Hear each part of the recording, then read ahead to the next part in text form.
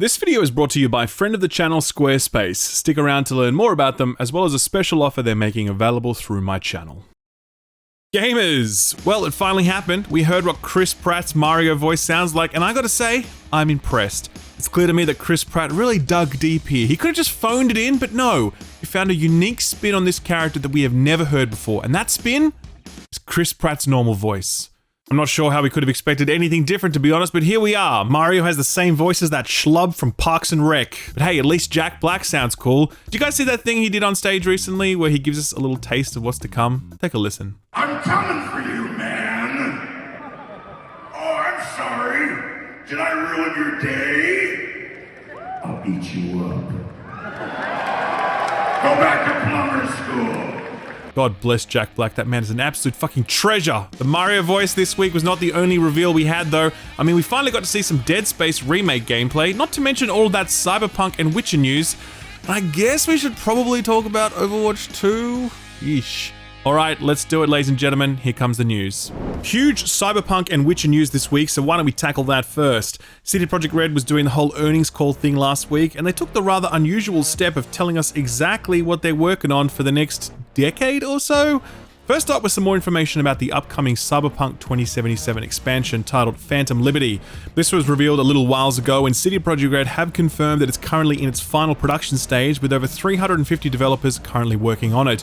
No information on release date yet, but hopefully it's when it's done, because if there's one thing this game can't afford, it's a super buggy expansion. Next up is the Cyberpunk sequel. Now to this point, this hadn't been officially confirmed. All we had was a throwaway reference from the CD Projekt Red CEO saying that they plan to do big things with Cyberpunk in the future, which many took to mean a sequel. Sure enough, here it is, currently known as Project Orion. Orion is, of course, the Greek god of the hunt, and when you look at the etymology of that name, it reads, Orion was the great hunter of Greek mythology who was famed for his good looks and many love affairs. And yep, there really couldn't be a more perfect description for Cyberpunk. And I guess the Mass Effect games too. The sequel is confirmed to be developed in-house by CD Projekt Red, but interestingly, it isn't going to be made in Poland. CD Projekt Red confirmed that they're setting up a new studio in Boston and that a number of staff are relocating from their homeland to lead the project. Going from the land of the pierogi to the land of Taco Bell? I don't know, man, sounds like a downgrade to me. No information about the lead time on this one yet, but given that it's all hands on deck for the expansion, and that they're going to be setting up a new studio to deliver this, I don't think we should be expecting Cyberpunk 2078 to be dropping anytime before 2028 at the earliest? So how about that hidden indie gem, The Witcherino? We had guessed the next series of games would likely be a trilogy, and that guess was correct, with CD Projekt Red confirming that they're currently at work on a new trilogy, currently titled Project Polaris. This is in pre-production at the moment, meaning that the bulk of the workforce hasn't yet been allocated to it. But interestingly, CD Projekt Red are promising that this new trilogy will be completed within 6 years of the first game releasing. Now, why the fuck would you say that? Like, what? Setting unrealistic release date targets for your games is exactly what landed you in the Cyberpunk mess, and now you're promising to deliver 3 absolutely massive AAA open-world RPGs inside of 6 years, while also working on other projects. I'm sorry, but that sounds ridiculous. I don't care about whatever economies of scale CD Projekt Red are hoping to achieve with the move to Unreal Engine 5. It is a very dumb move to announce a release cadence like this, and I will be shocked if this doesn't come back to bite them in the ass at some point in the future. When I mentioned other projects, by the way, I wasn't just talking about a Cyberpunk sequel. CD Projekt Red also announced 2 other Witcher titles. The first is called Project Sirius, and you have to wonder if the similarity to Siri is just a coincidence. But this is being billed as, quote, an innovative take on the Witcher universe, telling an unforgettable story for existing Witcher fans and new audiences, end quote. It's currently in pre-production, but it isn't being developed by CD Projekt Red, instead being led by the Molasses Flood, with CD Projekt Red supporting. There are currently 60 people on the title, no word yet on potential release window. The final Witcher title in development is currently known as Project Canis Majoris, and it's another story-driven, single-player, open-world RPG set in the Witcher universe. I would have thought that the new Witcher trilogy would have been enough to satisfy that quota, but I guess not. This is also being outsourced to a mysterious third-party studio that CD Projekt Red says is made up of ex-Witcher veterans. To top all of this off, Projekt Red have announced that they have begun work on a new IP. Right now, it's known as Projekt Hadar, and it's not set in either the Witcher or Cyberpunk universes. It's its own distinct thing being developed internally by Projekt Red, and it's been in an incubation phase since late last year. Only a small team have been allocated to the project for now, and I suspect we won't hear more about it for a very long time to come. So that's one Cyberpunk expansion, one Cyberpunk sequel, 3 mainline Witcher games, all to be released inside of 6 years from the launch of the first title, 2 Witcher offshoots, 1 new IP, and an Al Ghul in a pear tree. Is this too much for a studio that struggled to deliver one game after more than 7 years in development?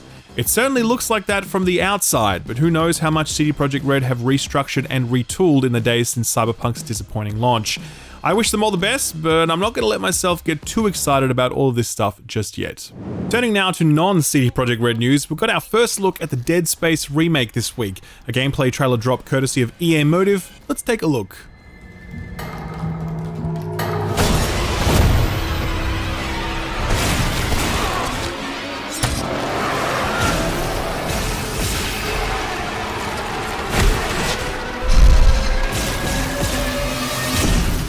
I don't know about you guys, but I think that looks pretty rad. It's a bittersweet story how this game came about, what with the gutting of Visceral at the hands of EA, but EA do seem to have turned a corner when it comes to their single-player offerings, and at least some of the original Dead Space team have landed on greener pastures, and they're about to release the Callisto Protocol this December. It's a good time to be a sci-fi horror fan, I guess. The Dead Space remake drops January 27th next year.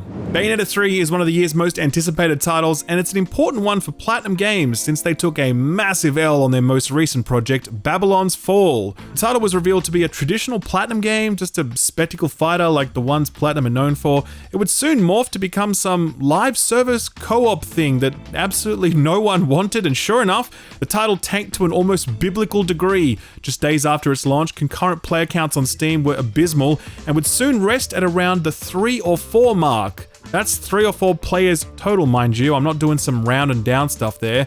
Unsurprisingly, the title has since been canned, with Platinum and Square announcing that they would end not only live server support, but also take the servers down in January next year.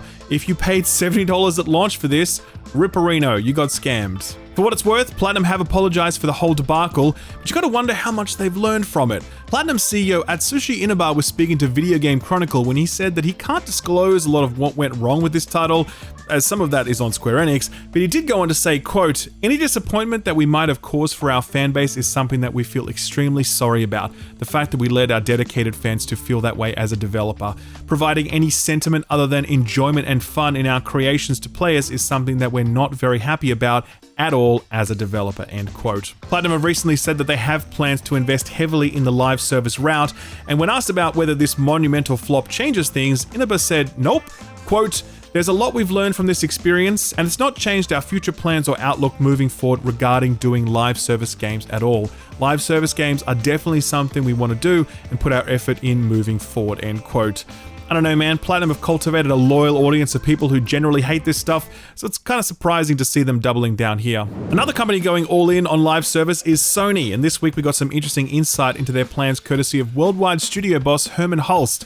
In an interview with YouTuber Julian Chez, Hulst said that Sony were considering making future live service game launches available on PC the same day that they become available on PlayStation. This is obviously to boost overall engagement with the title during that critical launch window, but it's also in line with Sony's broader push into the PC market. That push got a big shove this week when Sony put out an update for Spider-Man on PC that allowed you to access your PSN profile. That's a pretty big deal because it paves the way for not only trophy unlocks, but also friends list integration while playing PC ports. This mirrors what Microsoft do with their Xbox PC app, where one gamer tag is shared across all device types, giving people unlimited access to the Xbox ecosystem, regardless of where they're playing. Sony has upwards of 10 live service titles currently in development, and if all of those are going to be launching on PC as well, then Sony is very quickly going to become a major player in the PC gaming space. A huge turnaround given their historic disinterest interest in that platform. While Herman Hulst has been busy building out Sony's live service offering, Jim Ryan has been doing absolutely everything in his power to torpedo the proposed Microsoft acquisition of Activision Blizzard. There are unconfirmed reports that he recently flew to Brussels to appear before the EU Commission examining the deal. Pretty extraordinary intervention into the whole affair. They're calling him Flying Jim Ryan now on account of his advocacy-based jet setting, though there's no word yet on how effective his appearance might have been since the EU has not yet handed down a decision on the deal. Brazil has, though, approving the deal and throwing a bit of shade Sony's way while doing it, commenting that it was not the job of the consumer body to protect individual competitors from competition, but rather the Brazilian citizenry. Kind of hard to read that as anything other than a rebuff to Sony's efforts. Microsoft remain on the offensive with this, spinning up a public-facing website touting all of the benefits of the acquisition, at least as far as Microsoft sees them. It highlights stuff like more games being available through Game Pass and xCloud, a better revenue split for game makers, and more competition in the gaming space, where they say Sony and Microsoft will remain the biggest. Interesting choice of words for a company that could buy both Sony and Nintendo outright. I'll be honest, I think this website is kind of bullshit. It's not that anything they're saying here is untrue, but it's framed very generously. The video game industry does not improve if one giant corporation buys another.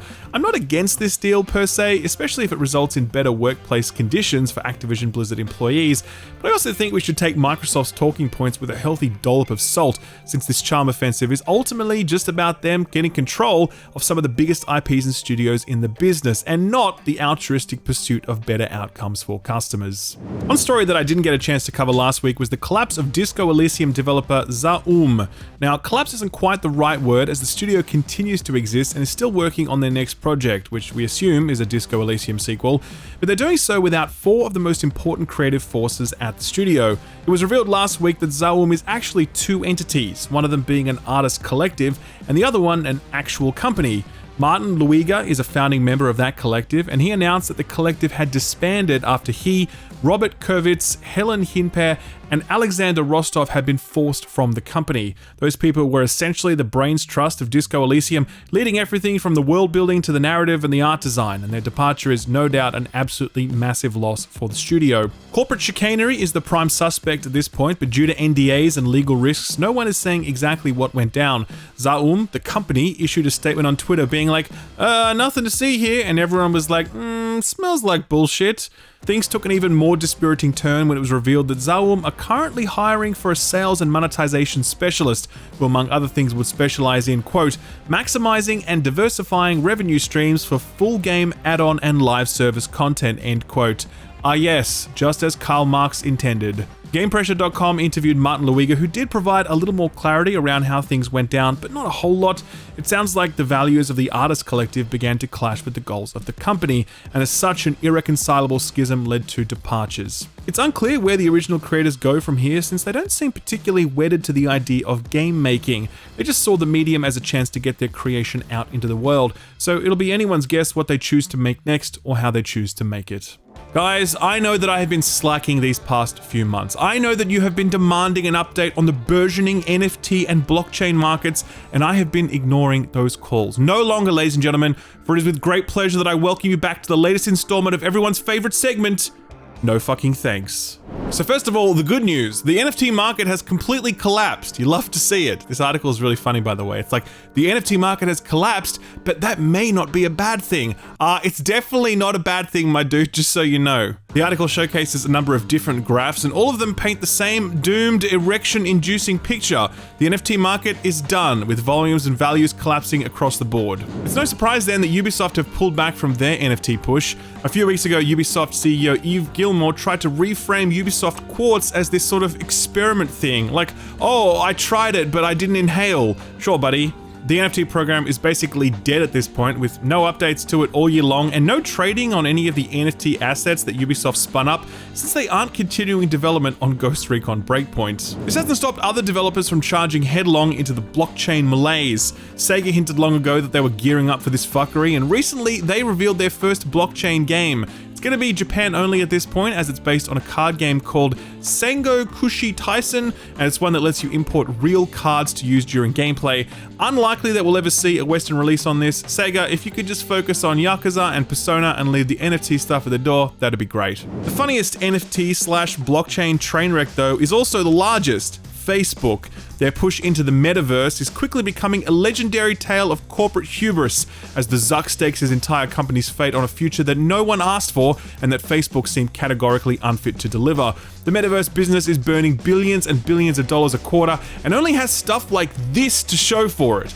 Imagine spending literally billions of dollars and this is the best your team is able to come up with. It gets worse though, because of course it does. Recent reporting indicates that the metaverse is going so badly for Facebook that even Facebook staff don't want to use it. The Verge got hold of an internal email from metaverse boss Vishal Shah, who wrote to staff saying that the current iteration of the metaverse was really buggy and that internal adoption was really low. Their solution? Force employees to use it. In a follow-up email, Shah wrote that a plan was being made to hold managers accountable for having their team use Horizon at least once a week. Quote, "Everyone in this organization should make it their mission to fall in love with Horizon Worlds. You can't do that without using it," end quote. Put another way, the beatings will continue until morale improves. A quick lightning round to finish off. Logitech recently unveiled a handheld cloud streaming device, but it turns out they aren't the only peripherals manufacturer looking to enter that market. Razer has announced that they're partnering with Verizon to deliver a new Android-based handheld console. The image doing the rounds is of a dev kit, with the actual console to be revealed later this week. No Man's Sky arrived on the Switch this week, and apparently the port is pretty good. When interviewing about it and other things, Hello Games boss Sean Murray ruled out the possibility of microtransactions, saying that he and his team get a buzz out of making updates available for free. Very wholesome. Love it. Beyond Good and Evil 2 has just become the most delayed game in video game history. The previous record was held by Duke Nukem Forever, which was in development for 5,156 days after its initial announcement back in 1997. Beyond Good and Evil 2 has just surpassed that, with the title having been officially unveiled back in 2008. Will the final product live up to the lofty heights that Duke Nukem Forever famously reached during its launch? It's a joke, of course, but geez, you better hope so.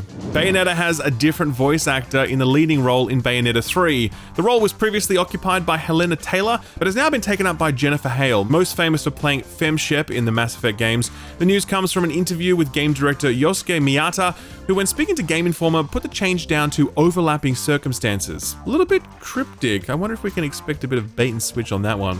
And finally, Yoko Taro has thanked his fans for help making the Switch port of Nier Automata possible. In a Twitter post, Taro expressed his gratitude before going full Taro mode. Quote, "If you're reading this, it means that I have already been sent to a factory deep underground. This facility houses a large number of kidnapped game creators who are being subjected to punishing forced labor, and I am unable to escape. The whole evil plot is being orchestrated by Square Enix.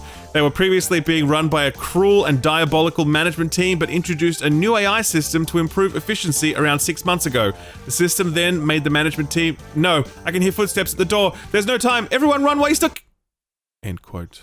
From any other game maker, that would be really weird, but from Yoko Taro, that's actually pretty tame, to be honest. So what got announced or delayed this week? Well, first up is Dragon Ball Z Kakarot, which hit a while back, but is now getting a current-gen update, promising 4K 60 on the PS5 and Xbox Series consoles. This is a free update to existing owners, and it drops on October 13th. The System Shock remake has been in development since the Ice Age, but it's finally almost here. After a turbulent development process, including a soft reboot, the remake will officially launch on PCs in March of next year. That's according to an updated release window listing on the Steam page. No specific date yet, but March is good enough for me. Speaking of throwbacks, Nintendo just announced that Pilot Wing 64 is coming to the Nintendo Online subscription service. The trailer went to new places. Take a listen. Do you ever find yourself thinking, I wish I had a jetpack? Rocket belt. Have you ever felt like a bird? Man, wanna fly away. Not sure who at Nintendo came up with that, since it definitely isn't their typical style, but I'm into it. Pilot Wings relaunches this week, October 13th to be precise. RimWorld is getting a new biotech-themed expansion. The news comes in a blog post from the developer, telling the multitudinous RimWorld community that their next update would add stuff like children, but not before modifying their genes so they can turn out just like you planned. Maybe. That's how parenthood works, right? The update will also add mechanoids to the game, allowing your colonists to create and control semi-living machines. RimWorld remains one of the highest rated games across all of Steam, so if you haven't checked it out yet, then this update might be a good excuse to do so. There's no date yet, but it is confirmed to be dropping in the next few weeks. Atlus confirmed that Persona 3 and Persona 4 would be making their way to other platforms when they announced that Persona 5 was hitting Xbox, PC, and Switch. We got confirmation from them this week that Persona 3 Portable and Persona 4 Golden will be arriving for all platforms, including PlayStation, Xbox, PC, PC and the Switch on January 19th. The biggest announcement of the week was one we'd been waiting a very long time for, so long in fact that I'd half expected it to be pushed to next year.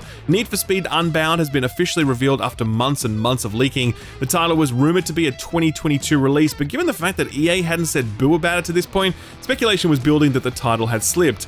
But nope, in revealing the game, EA did confirm that it was shipping December 2nd, going head-to-head with not only the Callisto Protocol, but also Marvel's Midnight Suns. It's a very stacked December 2nd indeed, but I think Need for Speed is going to grab at least a little bit of attention. The trailer they showed off certainly piqued my interest, with its auto model lister meets initial D-stylings, injecting a bit of chutzpah into the proceedings. Opinions on this new style are mixed, but personally, I'm super down for it. Need for Speed needs something to put it back on the map, as the last few titles have apparently been really good, but just not very talked about. So I think this is cool, and I'm definitely down to check it out on that December 2nd drop. Only one delay announcement this week, and that was for Company of Heroes 3, the World War II themed RTS. It was meant to launch November 17th, but a delay.jpg was tweeted out on the Twitter app this week, confirming that the title will now ship in, you guessed it, February, on the 23rd to be exact. I didn't think any gaming month could ever be more stacked than February 2022, but February 2023 is already well on its way to completely eating its lunch. So what came out last week? Well, Marauders is that Tarkov but in space game that arrived in early access last week after a number of successful beta tests. No critic reviews for this one yet due to that early access label, but Steam reviews have this encouraging, mostly positive 76%. Reviews point to a core gameplay loop that is appealing to the hardcore, perhaps a little intimidating for those expecting something a little more accessible. There were also plenty of reports of cheating, as well as complaints about general bugginess, which is par for the course for an early access title like this. Still, clearly a ways to go for this one, but if you're keen to get in on the ground floor, then there seems to be more than enough justification to do just that. Overwatch 2. Boy, that hasn't gone well, has it? Aside from the DDoSing and the "do you guys not have phones" version 2 drama, it appears as though fans just aren't super satisfied with the final product. Not quite so with game critics though. Now interestingly, almost all of these reviews dropped before the game went live, so reviewers were obviously playing on review build servers. Generally speaking though, most of the reviews were positive because they reviewed the game in front of them rather than the game that was initially promised by Blizzard, which I do think is a fair approach after all, though it doesn't take away from how lightweight this product is as a numbered sequel. Still, IGN scored it an 8 out of 10 saying, quote, "Overwatch 2 switched to a 5v5 format breathes new life into what was once the sharpest shooter around. It just hasn't quite recaptured all of that glory yet," end quote. And GameSpot echoed a similar sentiment when they too scored it an 8 and said, quote, "Overwatch 2 improves upon the core gameplay and characters fans love, but loses some of its predecessor's spirit in the process," end quote. Most of these reviews don't talk about the changes to in-game economy, which is definitely a sticking point for the Overwatch community, and they also don't point to many of the features that have been removed from the game, stuff like UI elements, post-game screens, and more. It does seem like quite a distance between these scores and the general community reception, and you get the feeling that Blizzard really have their work cut out for them as they scramble to rebuild the goodwill that this sequel has eroded, which obviously is not the position you'd want to be in post-launch. But it is a pretty common one this past year alone, with notable examples like Battlefield 2042 and Halo Infinite. Not great company to be keeping, so let's hope Blizzard can turn things around quickly. By the way, if you want to hear even more about Overwatch 2's launch, we discussed it in detail during this week's Friends Per Second podcast. Check that out if you're keen. I'll leave a link to that below the like button. So what's coming out this week then? Well, first up is Coral Island, one of the 3,000 farming games set to release in the next 6 months. It's looking very chilled and very laid back, so if that's your speed, then it's hitting all platforms today. This is also day one Game Pass, but only for Game Pass on PC. No More Heroes 3 met a choppy reception when it arrived on the Switch last year. It's hoping for a better reception when it arrives on PC today and on Xbox and PlayStation on the 14th. Lego Brick Tales is a lightweight Lego puzzle game where you have to build things to solve problems in cute little isometric diorama things. This one had a demo out at the recent Steam Next Fest. People really enjoyed it. It's launching on all platforms tomorrow. Curse of the Golden Idol is one I hadn't heard about until I saw Lucas Pope bigging it up. Detective games are kind of his thing, what with the return to the Obra Dinn under his belt, and if he says it's a good detective game, then I'm inclined to believe him. Bit of a strange art style, but if it's got it where it counts, then that's all that matters. This one is hitting PC only on the 13th. Lost Eidolons is one I'd really recommend checking out if you're at all into Fire Emblem, but perhaps haven't picked up a Switch yet. This is basically Fire Emblem without the anime. It's medieval Europe, it's got a more realistic art style, more muted color palette. I played this one during a previous Next Fest and really enjoyed it, and the final game promises an epic saga spanning over 50 hours of story-driven, tactics-based gameplay. This one is dropping exclusively for PC on the 13th, but I suspect that if it does well enough, it'll make its way to other platforms eventually. Triangle Strategy is yet another Square Enix JRPG dropping in quick succession after both Deerfield Chronicle and Valkyrie Elysium. They're really pumping them out at the moment. This is of course just a PC port of a game that hit the Nintendo Switch early this year to solid reviews. It's hitting Steam on the 13th. In addition to that Dragon Ball Z Kakarot current gen update dropping this week, we're getting even more Dragon Ball in the form of Dragon Ball Z The Breakers. This is a weird one. It's an asymmetrical multiplayer game where you can play as either an ordinary citizen fleeing for their life or one of the classic Dragon Ball villains trying to murder said citizens. I have no idea how a project like this got greenlit, but hey, good on them I guess. If you're a DBZ fan but you feel like you've seen it all, then perhaps this could be for you. It drops on all platforms on the 14th. Nickelodeon Kart Racer 3 Slime Speedway is another one of those licensed kart games. It seems like we get at least one of those a month at this point. This one hits all platforms on the 14th. And to cap things off, we have Scorn. Alright, here we go. Finally some big guns. I previewed Scorn a little bit ago and was super into what it was doing. It's basically HR Giga, the video game, with a healthy splash of Basinski thrown in for good measure. It's a creepy puzzle game with some survival horror elements, and goddamn does it get gory at times. This one has had a very troubled and lengthy development process, but the team have pulled it off, and the title will arrive on both PC and Xbox on the 14th, where it will be a day one Game Pass title. Good news, I am reviewing this one at the moment and will have a review up on the embargo. Not allowed to reveal when it is yet, but if you subscribe and ding the notification bell, then you don't need to worry, as I will personally deliver that review to your sub box when the time is right. You are welcome. The Steam Next Fest is on right now, and this one's certainly been doing the rounds, so put this on your radar.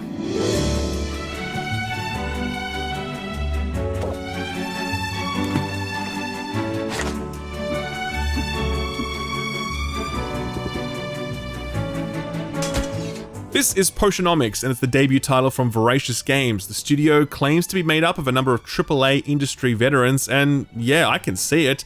There is a level of presentation here that even the best indie titles struggle to reach, with a mix of fantastic character designs, facial animations, and a setting that is positively brimming with personality. As for the game itself, it's a potion shop management sim where you have to customize your shop, hire people to gather ingredients for you, haggle with local townsfolk for the best price, and maybe haggle for a little more than that if you can play your cards right. I say cards because this does have a deck builder component in the mix as well. These are the cards you'll be whipping out during your tense negotiations. Just a really cool mishmash of ideas, all wrapped up in presentation that is punching well above its weight. If you like the look of this one, then good news, it's out very soon, October 18th to be precise. You can wishlist that one now on Steam so you won't forget, or if you just want to learn more about it, I've left a link to my Steam Curator page below, which has links to it and all the other put this on your radar stuff I've covered. I'll leave a link to all of that below the like button. Sort of free stuff time now, and this being the second week of the month, all of the stuff is now available, ready to claim. Your PS Plus, your Games with Gold, and your Twitch Prime offerings are all there, so grab them while they're hot. Only a few additions to shout out this week. The first, as always, is Epic. Right now you can still grab both Rising Hell and Slain Back from Hell, two hell-themed action side-scrollers. They disappear on the 14th though, replaced by Toe Jam and Earl Back in the Groove. This is kind of a remix based on the old console games from back in the day when Toe Jam and Earl was still a thing. So yeah, they're not exactly Epic Games' best week, but it is what it is. What about Game Pass? Well, they're having a pretty spectacular month, let me tell you. Chivalry 2 hit the service last week, and since then over 500,000 new players have had various extremities brutally dismembered. In game, of course. Hopefully. Scorn drops later this week, as I mentioned, and next week, A Plague Tale Requiem arrives as a day one title. That is huge. The follow-up to the universally acclaimed Innocence, this one is nearly twice as large as the previous entry and promises a big visual uplift, which is surprising, given that the first one looked amazing. Telltale's Walking Dead games arrived last week, and the much-loved Dyson Sphere program will arrive in a little while. And soon after that, Game Pass's finest hour, Persona 5 Royal, drops October 21st for both console and PC. Arguably the greatest JRPG of the last generation, over 120 hours of demon catching, dungeon crawling, teacher romancing high school hijinks finally escapes Jim Ryan's exclusive clutches. He's been so obsessed with Call of Duty lately that he's lost sight of what really matters. Weeb games. For this, he shall pay a terrible price. Our feel-good story for the week is one that affects many of us, but not all of us, sadly. The Steam Deck is in stock. After nearly a year of being perpetually sold out and on back order, with people begging and pleading for their order ticket to get punched, Valve announced that they have fully caught up with demand, and that if you want to buy a Steam Deck, you can. You can just buy it, and then they'll ship it to you. No lengthy 6-month delay required. Obviously, this doesn't help those in regions such as Australia, where the Steam Deck is still not available, but it kinda does, since you have to assume that surplus inventory will soon translate into a desire to push into new territories. Hold fast, my ANZ brethren, your long watch may soon be over. Anyway, the best part of this story isn't the stock availability, though that is pretty great. It's that when Valve announced this, they put out a little video hyping the deck, but one of the screens had a Yuzu icon. Now, for those unfamiliar, Yuzu is a Nintendo Switch emulator. So this is Valve publicly saying, hey, buy our machine, you can play Nintendo Switch games on it. And given Valve's culture, you just know that they knew what they were doing. Like, there were two people looking at this, and one of them's like, should we do this? And the other one's like, well, it's legal, I don't see the problem. And the other person was like, true, take that, Nintendo. Sadly, Valve did walk the move back, taking the video down and re-uploading another one, sans the Yuzu icon. But I think they made their point. God bless you, Gaben. We don't deserve you or your dick. Ladies and gentlemen, that is the show for the week. This week, I got that review for Scorn dropping, as well as a preview, which you're going to be a little bit surprised by this one, let me tell you. Next week is a massive week with Mario Rabbids, Gotham Knights, A Plague Tale Requiem. My God, it's just so much, and it's all happening here. So if you're down for that, then be sure to hit the subscribe button and ding the notification bell so you'll never miss an upload. If you happen to have enjoyed this video, then I would love it if you'd hit that like button. Always helps out the video and the channel in a big way. Thanks for stopping by, and a big thanks to this week's sponsor, Squarespace. Have you ever thought about making a website? If you answered no, then that's a lie, because when I asked, have you ever thought about making a website, you would have been thinking about making a website. See? Gotcha. Okay, so Squarespace helps you build websites, really good ones, really easily. Squarespace have templates ready to go for whatever you need, from blogs to personal portfolios to online stores to weddings and more. And once you've chosen a starting point, you can begin customizing it in minutes. Want to change the color? Boom, done. How about the layout? Boom, easy mode. And like magic, when you've designed your perfect looking website for desktop, it automatically converts into a perfect looking website for mobile. No additional work required, it's just there, ready to go. Squarespace really is that easy, and if you're looking to get a website for any reason, be it personal or professional, then there's no better place to do that than Squarespace. As I mentioned earlier, Squarespace have re-signed the channel for another 12 months. I really appreciate that support, that's amazing. Squarespace are helping me turn my passion into a career, and that's what they do for a lot of people, because if you want to turn your passion into a career, then a website is a really good place to start. To get started, visit squarespace.com, and if you want to get serious, visit squarespace.com/skillup to get 10% off your purchase of a website or a domain name. Thanks Squarespace for sponsoring the video, and thank you for watching it.